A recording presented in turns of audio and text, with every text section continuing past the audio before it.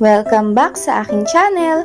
For today's video, gagawa tayo ng snacks na swak sa iyong budget. Napakadali pang gawin. Ito ang cheese sticks.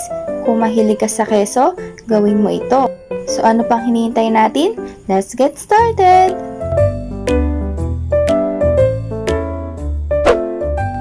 Meron tayo ditong half bar of cheese.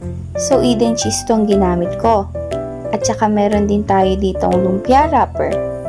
Pahiran muna natin ng mantika ang kutsilyong ating gagamitin sa pag-slice ng cheese para hindi ito manikit. Slice natin ito into strips, mga 1/2 inch ang kapal. Mas maganda rin kung chilled ito para hindi agad ito mag-melt kapag piniprito.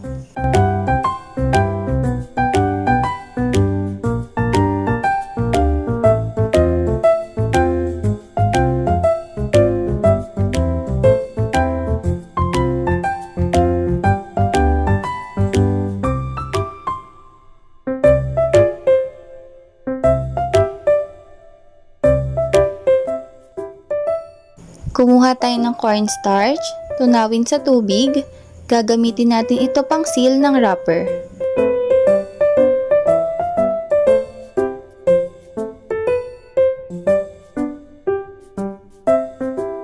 Irap lang natin ang cheese gamit itong lumpia wrapper.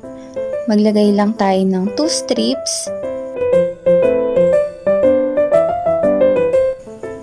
I-fold natin ito. Then yung both sides para hindi lumabas yung cheese kapag piniprito na. Then isil natin ito gamit ang cornstarch.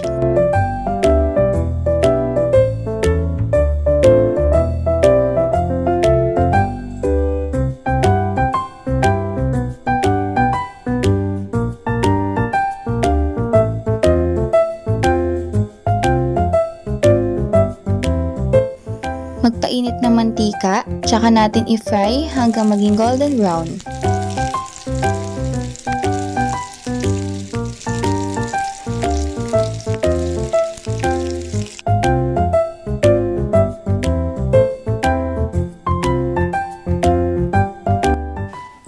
Trivia time!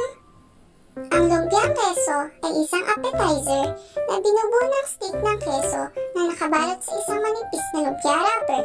Ito ay mas kilala bilang cheese sticks, keso lumpia o keso turon.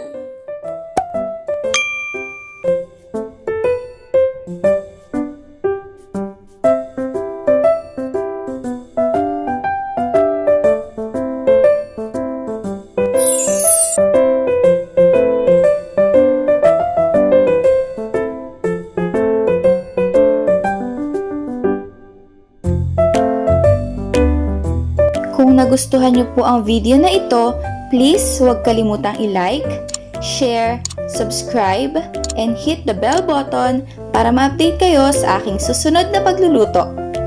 Enjoy cooking!